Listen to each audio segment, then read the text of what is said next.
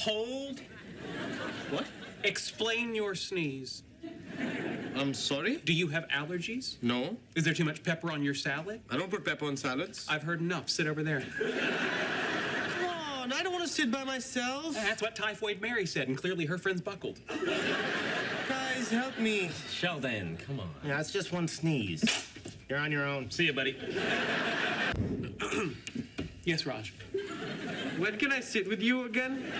When I've seen 2 consecutive negative throat cultures spaced 12 hours apart, you know the drill. All right, if you'll excuse me, I am off to start a prophylactic course of antibiotics. I can't believe he's friends with Elizabeth Plimpton. I can't believe they let him into Canada.